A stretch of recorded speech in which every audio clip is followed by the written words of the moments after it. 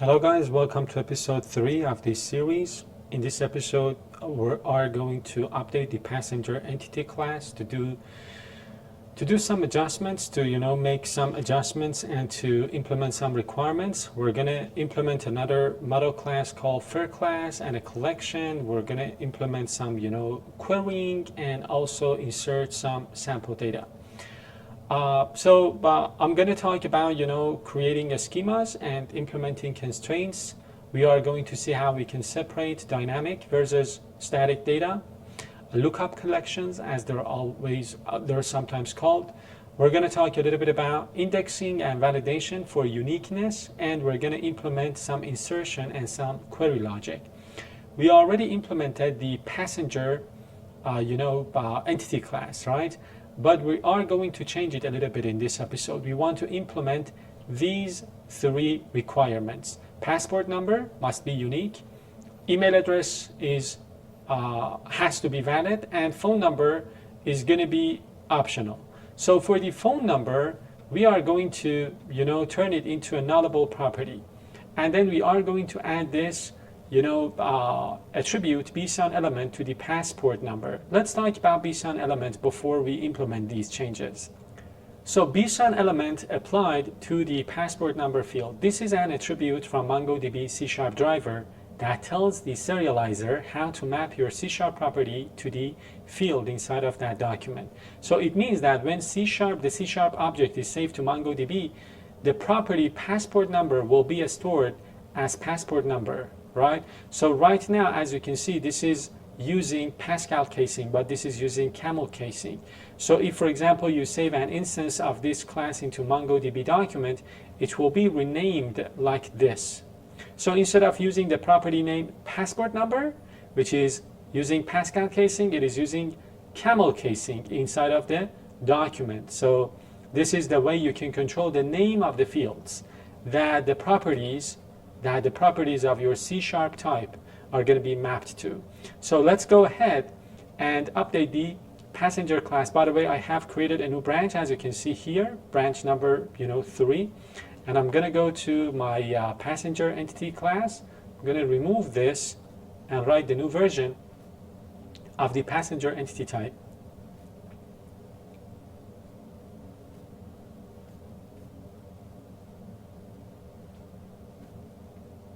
So the ID,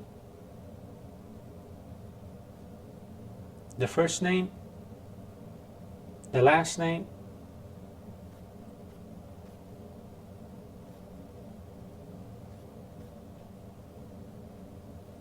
and then the passport number, which is being controlled using bson element, and the phone number, which is going to be optional. But again, as I told you, there are other requirements to implement as well.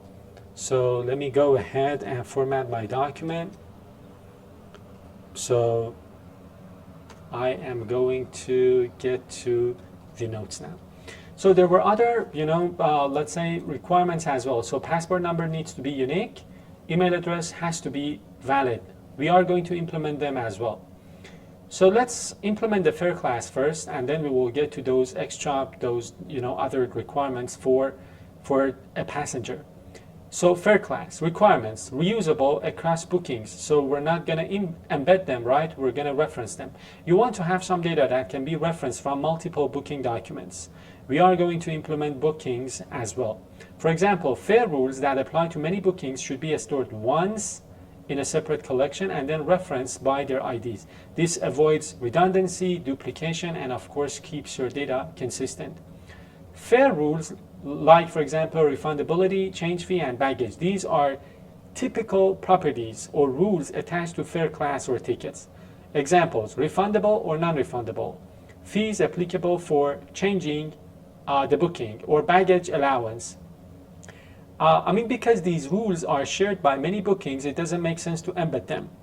And because they don't change often, it is better to store them in a separate document and then reference them. And this is called lookup collection. So lookup collection means that you have some static data, the data that doesn't change very often. You store them once, you reference them, and you use that collection as a lookup collection. Rarely changes, perfect for a lookup collection. So if your data rarely changes, putting it in a separate collection called a lookup collection is a good practice. Lookup collection means a separate MongoDB collection storing your reference data, like for example, fare rules. So instead of embedding these rules inside of each booking, you store the ID or reference to that fare rule. In episode 1, we talked about, embeddings or embedding a document or referencing a document. When you query, you can either use aggregation with lookup, which is something that I'm going to show you in this episode, or and of course join. Lookup will help you to join two pieces of different data, two collections, and then fetch the fare rules with bookings. Or you can fetch fare rules separately and then cache them in your application.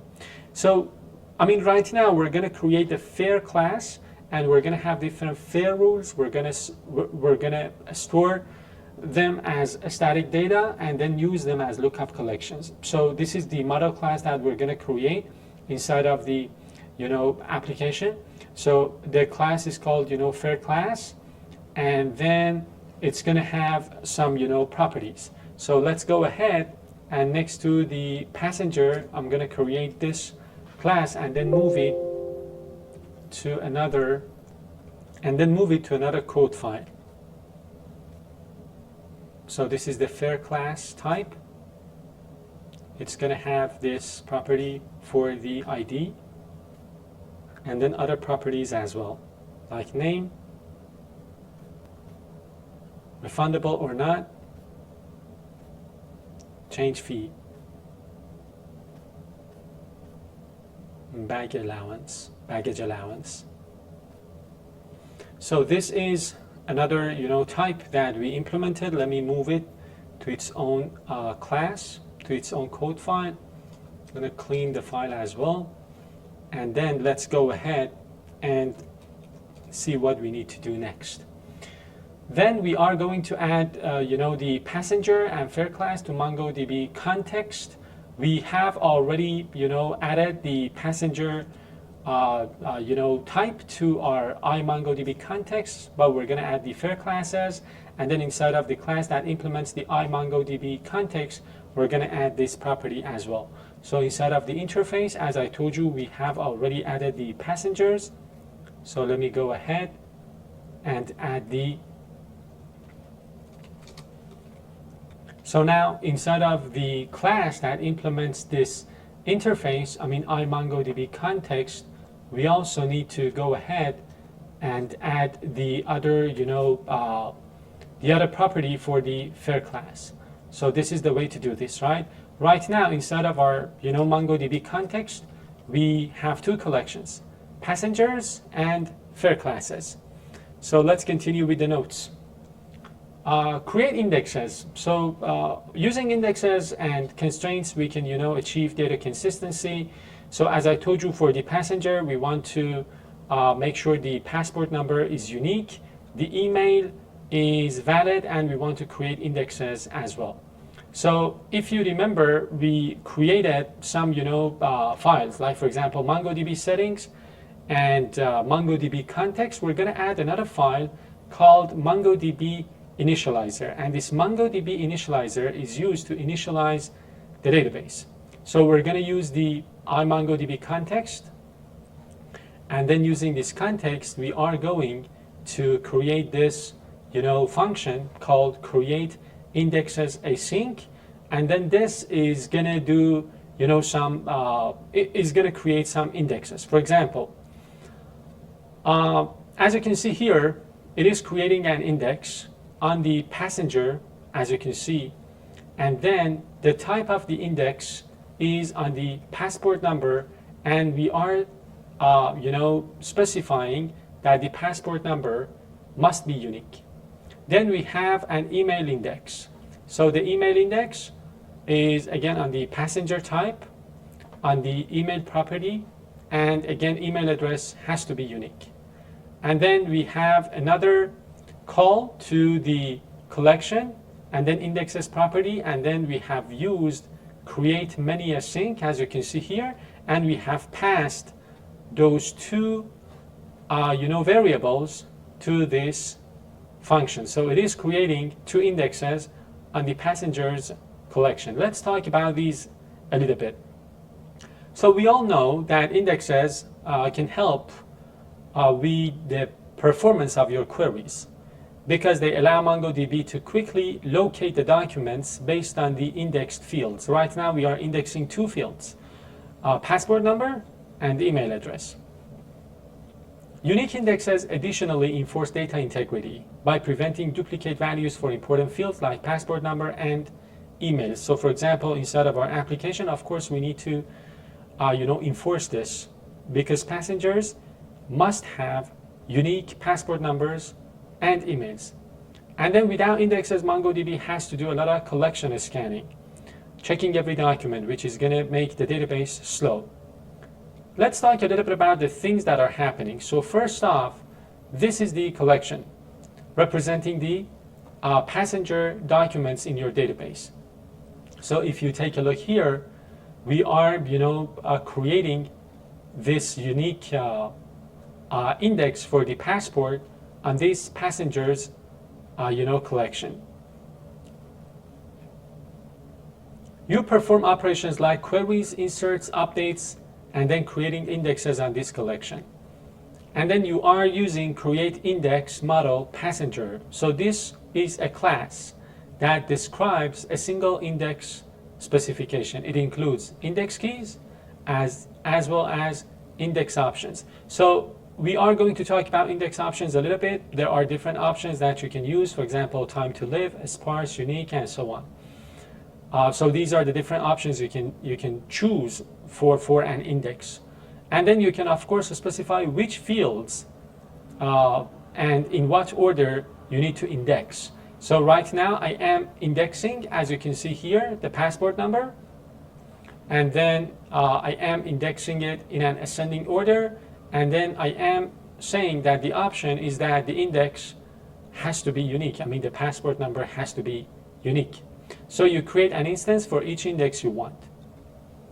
Builders passenger is a helper class to create a MongoDB query and index definition. Index keys property lets you define the fields to index. So right now I am, choosing passport number.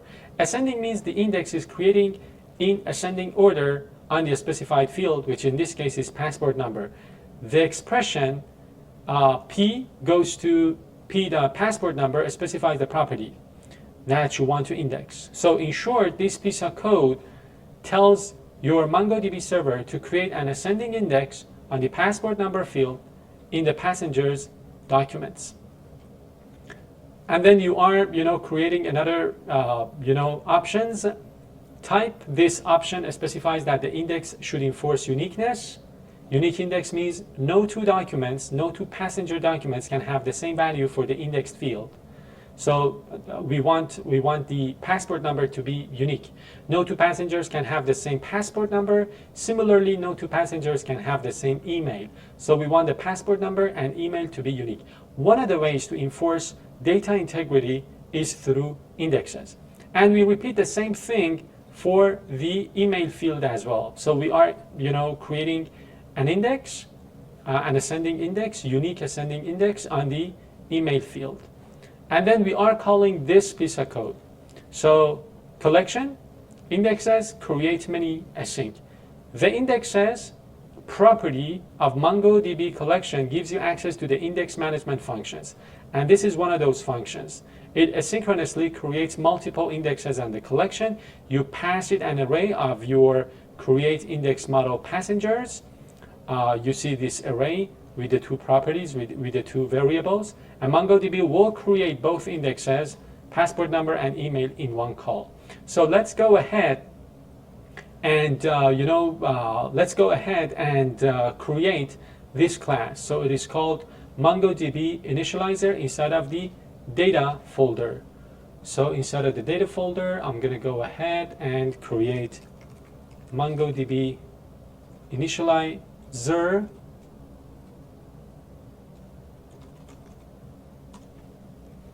I'm going to create this code file.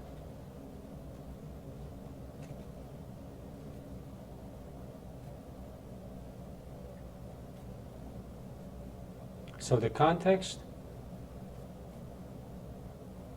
remember the interface, I mean the context has two collections, MongoDB context interface, and the class that implements it, MongoDB context, has two collections, fare classes and passengers.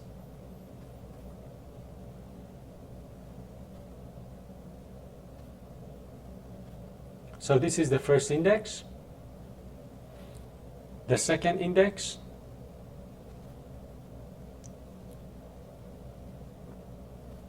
and then using the context on the passengers collection, let's add these two indexes. And then if I want, I can add more indexes for the fare class document as well. And we're done with this. So right now, as you can see, let me close out this one. So as you can see, we are using the MongoDB context, which has two collections. So passengers and fare classes, and then using this create index model type, we are creating two create index model instances for two indexes, for passport number and email. I want these two indexes to be unique. I want them to be ascending, right? And this means that the email for passengers need to be unique, and the passport number, and then I am using the context, the passengers collection, and then I am using create many async, passing an array of, with those two indexes. So we talked about these parts, and now we want to import some sample data. So let's import some fare classes, for example. It is not going to be very difficult. So basically, as we did in the previous episode, I'm going to create an instance of the settings type, and then I am going to create the context, and then create a list of fare classes, set some values to the properties, and then using the context, the fare classes collection is there. I am going to use insert many async and pass that list to that function. So let me go ahead and then go to my program.cs. We have already written the code for settings and the context. So what I am going to do is to surround this piece of code with region. So I am going to say, let's say episode 2, inserting a simple passenger.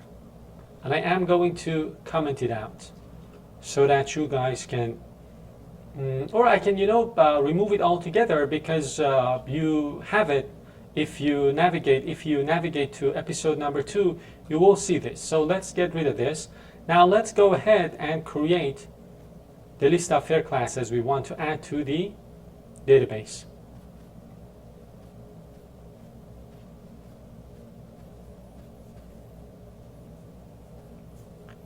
So we're going to have different fare classes.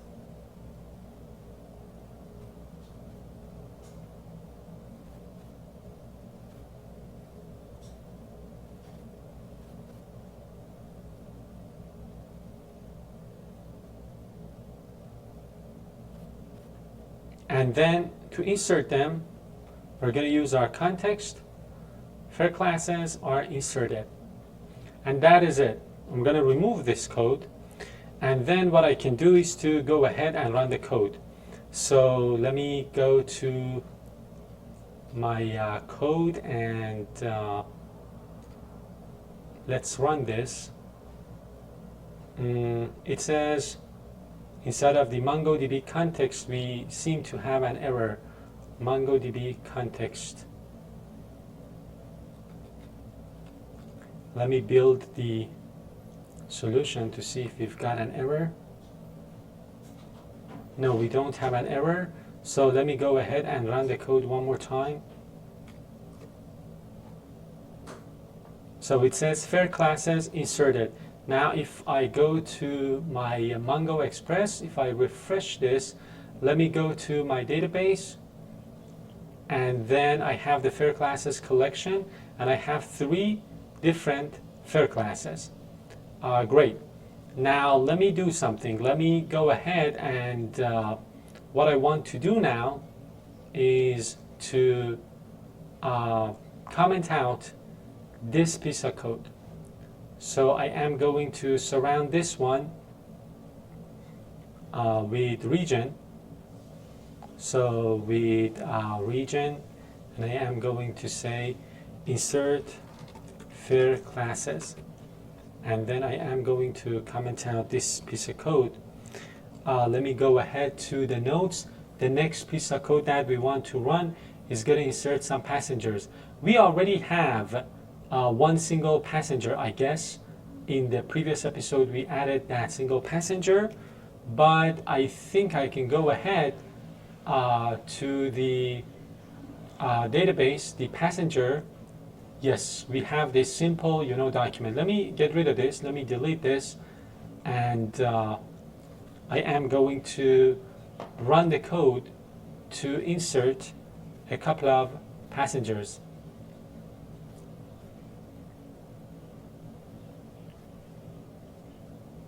So we have different properties. We do not set the ID because MongoDB will set the ID automatically for us. The passport number and the email address has to be unique. The phone number is going to be optional. We're going to add 3 passengers to the collection, to the collection of passengers. Again, if you want, you can go ahead and create indexes on the fare class collection as well. Right now, we have 2 indexes for the passengers collection, one for email address and one for passport number.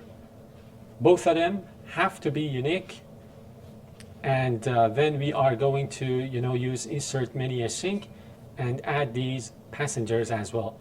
So I guess we can go ahead and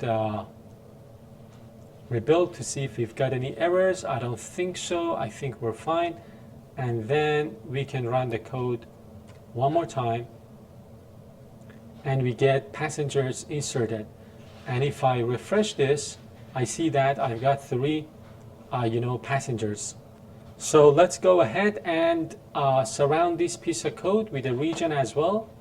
So I'm going to say surround with region. Let's say insert passengers, comment out this portion of the code, and move on.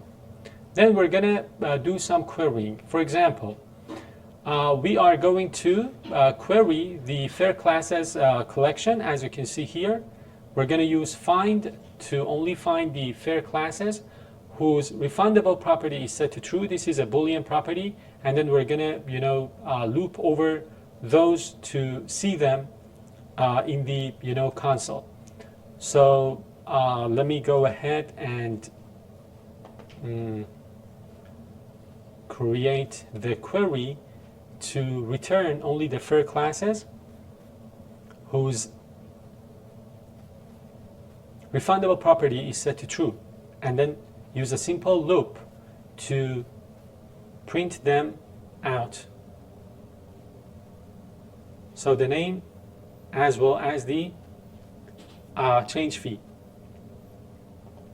So you know that we've got different fare classes, right? So if I go to my Mongo Express and my fare classes, I've got, for example, 2 refundable fare classes, Economy Flex and Business Premium.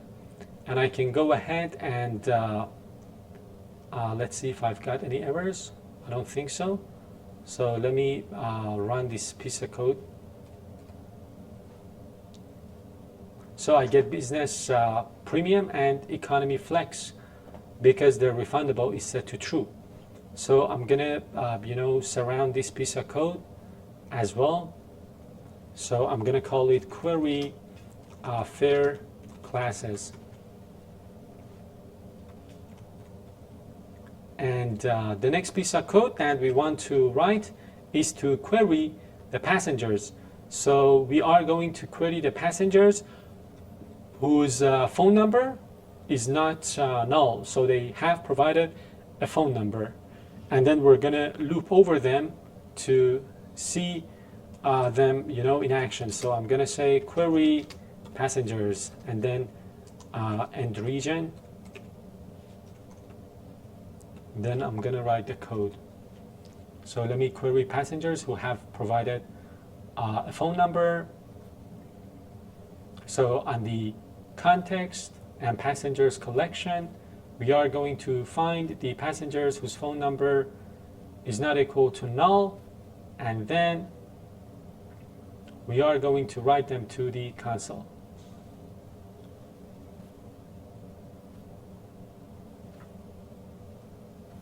And that's it. Now, again, let's run the code to see if we've got any errors. I don't think so. So we can go ahead and run the code one more time. Alice Walker and Bob Johnson, both of them have provided a phone number. Great. Now, let me go ahead to the notes and see if, the summary. So use lookup documents for shared static data. Fair rules. Keeps data. It keeps your data clean and reusable. You can reference those. They are static. They're not going to change a lot. Use indexes on unique fields. Phone number and email address. Passport number, right, and email address. Ensures data integrity. Validate a schema at application layer. We are going to tackle this in future episodes. I'm going to show you how to add data annotations to your entity classes. MongoDB is a schemaless unless you enforce with validators, and store business rules with fair classes, not bookings, reduces redundancy and enables centralized updates. So we're done. We're done with this episode. I'm going to commit the changes to this repository so that you can, fetch, clone the repository and, explore the different things we did in this episode. And I hope you've enjoyed watching the third episode of this tutorial. Stay tuned for the upcoming ones as well. Thank you.